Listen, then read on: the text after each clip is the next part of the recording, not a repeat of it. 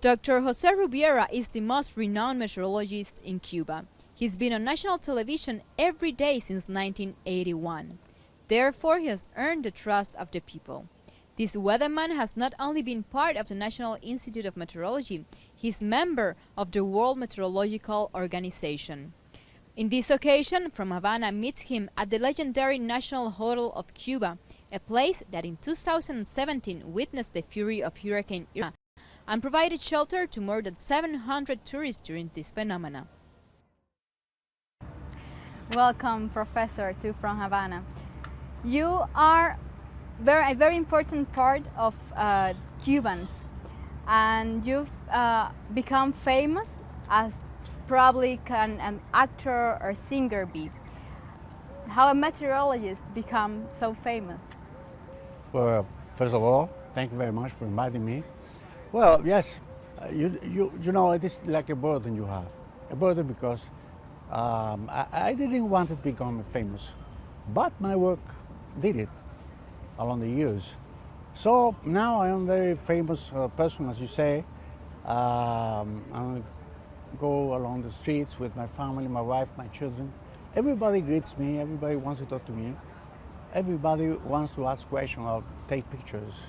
So I really appreciate it because it is a sort of love of people that I'm receiving in amounts, in great amounts. But at the same time, it is a burden because common people can go over the street with family. Well, you can go anywhere, nobody even knows you, but you are the focus of attention. And why I appreciate it because, as I said, it is the love of the people. In some way, I'm a very simple person. I like to be quiet, and that is the burden I know I have to bear. How do you make comprehensible to people such complex matters as weather can be? Yes, this is true. But what I try to do, and I have always tried to do, is to talk people plain, in plain words. You can explain the most difficult issues in the atmosphere phenomena with plain words. And I always say my colleagues that they should talk as if they were talking or explaining something to the mother, to the father, to the brother, sister, to a friend, nobody who, but he or she are not meteorologists. So they are not meteorologists. So you have to explain things in a very common words. Never say troposphere because that's well, it is not a common word for people. But if you say in all the atmosphere, people will understand you. So that's the way I do. Which are the ingredients to become a good meteorologist and also a good communicator in this moment? Well, it is a very difficult mixture because, well, maybe you know it by your own experience. You might have a good professor, a person who have a big amount of knowledge, but can explain well. People don't understand what he's saying. And conversely, there must be some professor that maybe is not a scholar than the other one, but can talk in a way that people, students understand. So I guess this is something important, to make yourself be understood by people. On the other hand, you have to have knowledge. To be a good meteorologist, to be a good forecaster, you need to have knowledge. You have to continue studying every day, reading everything that is published, looking at the news around the world, and then to have a good deal of observation, because you have to observe the atmosphere, not only the atmosphere as we are doing here, but to explore the charts, the weather charts, the upper air, the surface charts, many kinds of graphics that we have in meteorology. Now it is very easy because we have in the computer, on a personal laptop or personal computer, you can have everything there. In other times it was more difficult because all these charts had to be done by hand. But now it is very easy. And you need to have the knowledge to understand it, and also you need to have some kind of, I can't explain well, it is like an angel that tell you something that other people don't see. And you are able to see it, and you are able to explain it. So it is very difficult picture.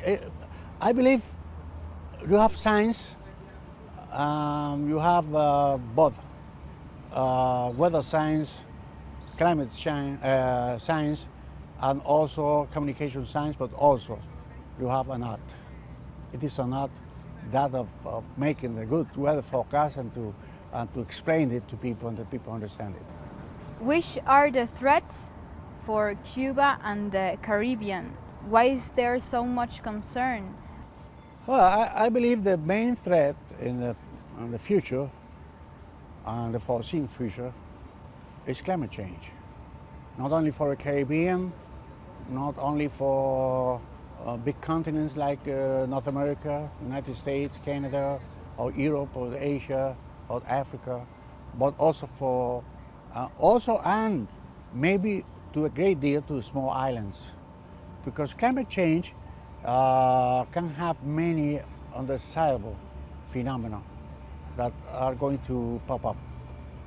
For instance, the sea level will increase, and you might have more rainfall in one places, less rainfall and drought in other places. Temperature is rising all the way. In the last 30, 40 years have been rising in the whole world. Every year is warmer than the previous one. And when you have this as an overall picture, you have weather phenomena. Weather phenomena are those that arouse in 1 day, 2 days, maybe the last 1 week, like hurricanes. So if you have a hurricane, you have warmer water. Hurricane will become more intense, more powerful. You might have the sea level will be rising a big deal before the hurricane. Then hurricane comes, the sea level rises more. So the danger is increasing everywhere, but mainly in the small islands. And there are many other things. For instance, hurricanes are likely to become more rainfall, had more rainfall within the hurricane than before. A more intense hurricane like we have seen the last hurricane seasons in the Caribbean. Talking about last season in the Caribbean, 2017 season, why was so devastating that season? Why in Cuba, even though it hit really hard, why even though there were not that many losses? Well, you know, in Cuba we have a good civil defense system and a good forecast system for many years. We have experience of many years. We began issuing the early warning messages in 1996 when Hurricane Lily hit Cuba. So it has been a lot of years, very active years, and year by year we are learning more, and we are preparing better the people to face a hurricane. So in terms of the loss of lives, it is true that we have a very, very small amount of life loss in Cuba. That's because we have a good forecast system. I think that there is something very important that we explain in television and over the radio in plain words. How is that interaction? How do you motivate people?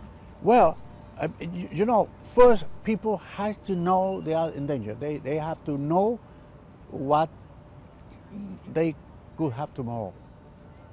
So in Hurricane Irma, we told people that we will have a storm surge and coastal floodings in Havana for roughly 72 hours before. So people had to prepare their minds, and people have to prepare physically for facing this threat. So, but we say it as I said before, in very plain words, so that everybody could understand. I am in danger. I am in the very vulnerable place. I have to move. If the civil defense says I should move, I must move. So I think this is important. The people knows, and people knows because we are constantly, every 3 hours, 1 hour with the hurricanes in the Cuba, or very near our coast. We are explaining everything, every detail. Sometimes we are 10 minutes on air, or 50 minutes. The time we need. Our television is television for public service. So we don't have the constraints of other television stations over the world. So, and then the civil defense. The civil defense is a good system. It's a system that is from top to the lower levels, and from the lower levels to the top. It is good. A system that works, and we have seen that this works over the years. So it is important that when the civil defense says you must do that, people already has the conscience that they have to do that. So everything is well prepared. So I guess that, and I think, and I believe too, that it is the most important things that we can share with the world. The way we, you know something, maybe you explain this many times and people, some people don't believe us, or some other couldn't realize what it is, but sometimes I have seen these people coming to Cuba and it happens to be a hurricane and they have seen it with their own eyes. And so it is different because they understand it. And it is that way. Well, we have to continue teaching people.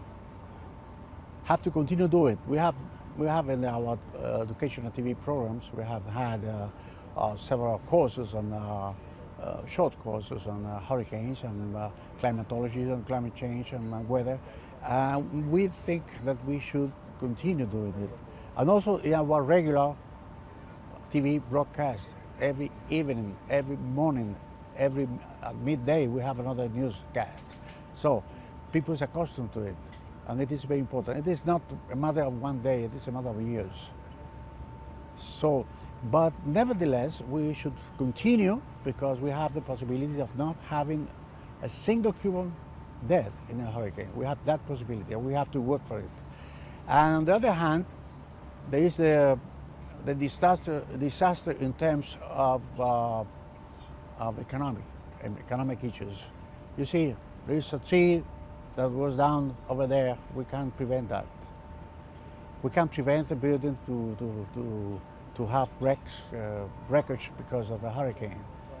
We have to prevent many things, but not all.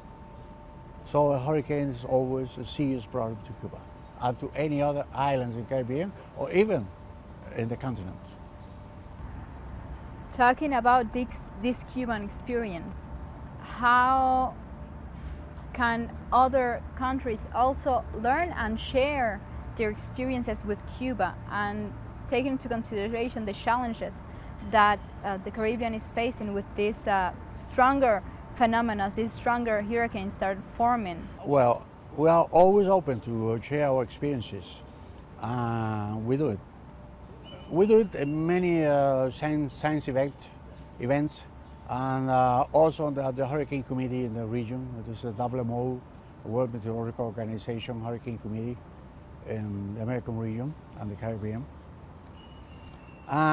We try to make it in talks and conferences, but you know something, you cannot translate one system to the other because it is quite different. So you have to get the best experiences and trying to find something similar but not equal in any place. And if you have this approach, I think that it can work. So there are many people, unfortunately, in the Caribbean, for instance, there are not many weathermen in TV. Some countries have none, or some other countries only have a meteorologist on air when there is a journalist that comes to the office and asks because there is something on weather. But people is not accustomed. And people is not accustomed to every day listen to the weatherman and learn. And that is the question. When the hurricane comes, it is impossible that you can understand everything in a matter of 2 hours. So I think that is the big difference. Our system have, as I said before, our television is public, completely public. So I can ask the director of the TV station that they need more time. I need today 15 minutes, and I have the 15 minutes. Maybe some of our colleagues say, well, I need 5 minutes. No, you have 2. So that's a problem.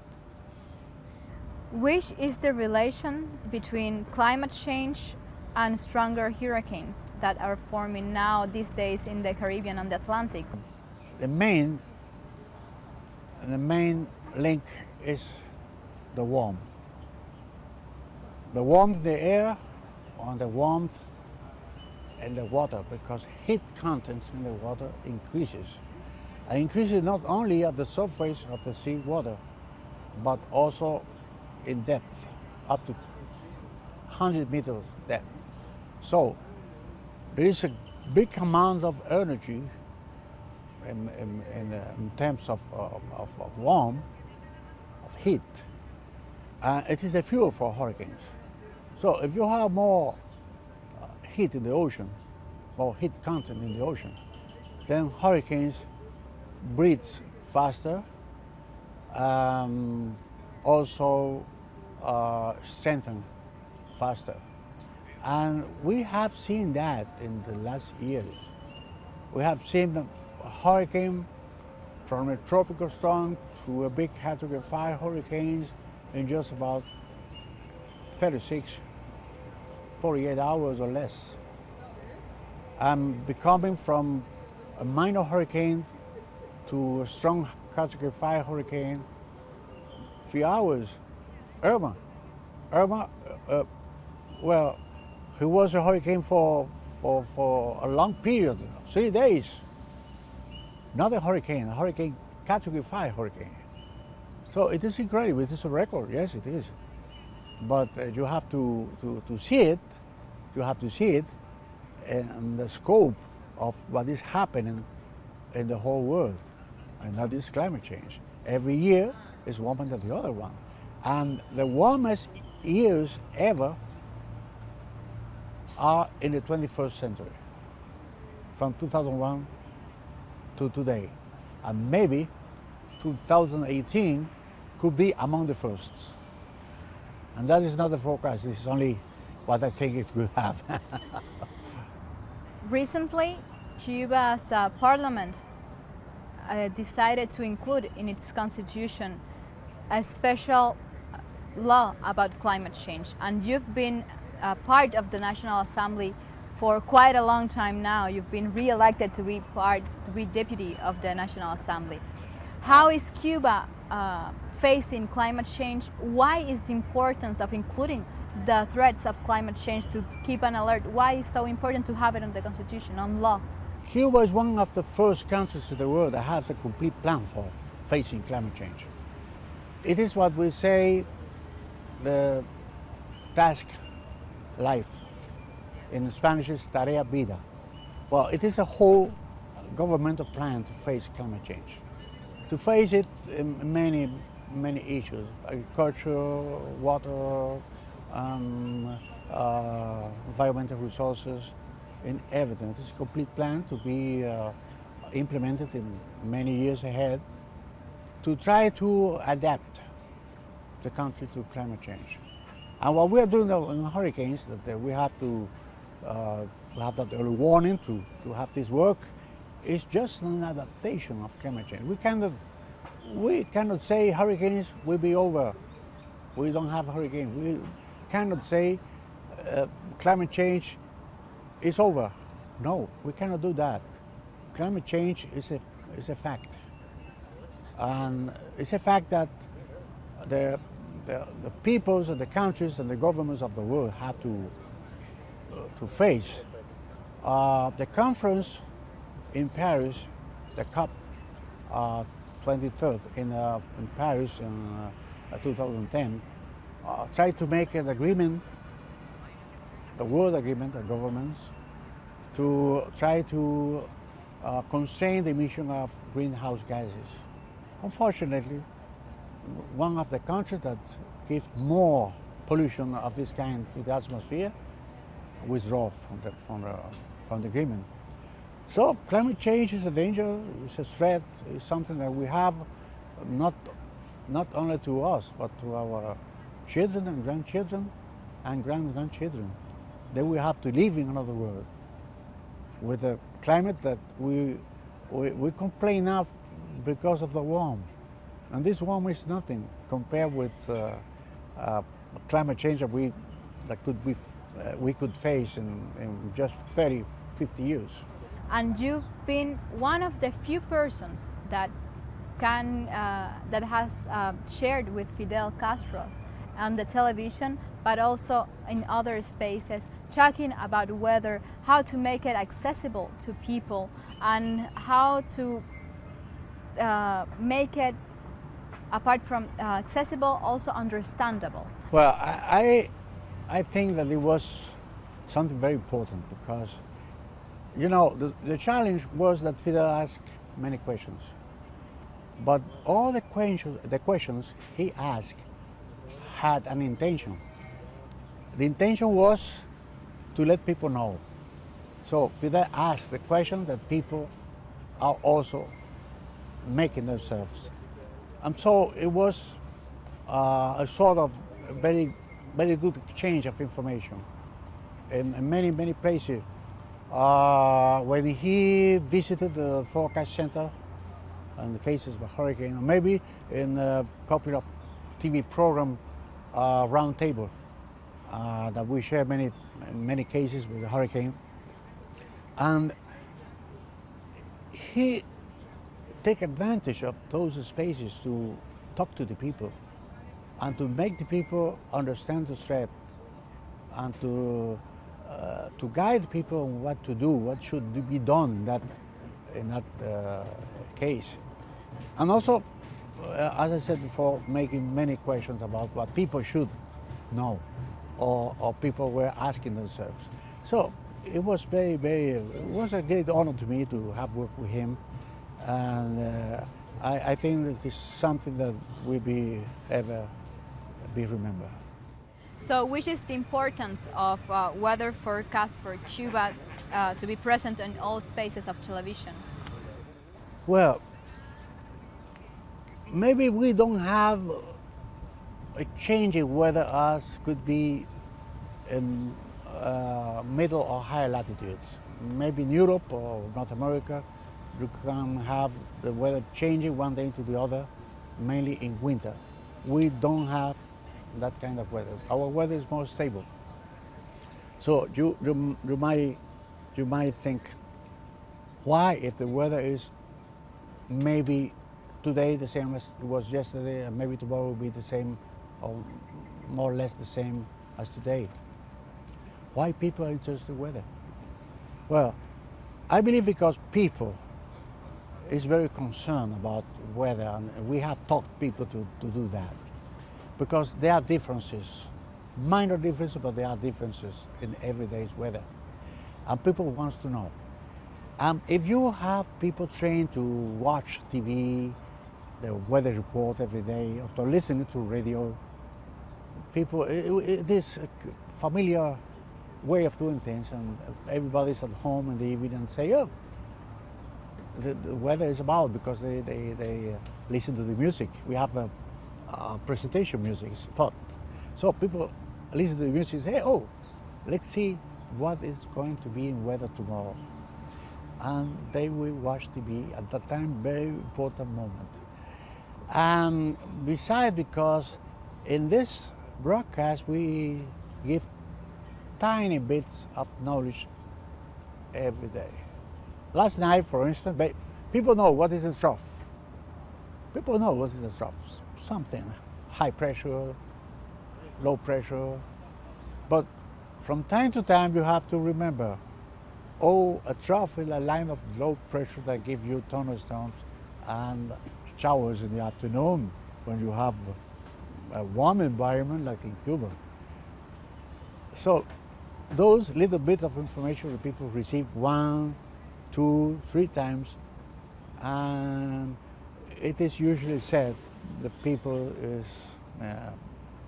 any Cuban is a sportsman, specialist in sports, and also in weather.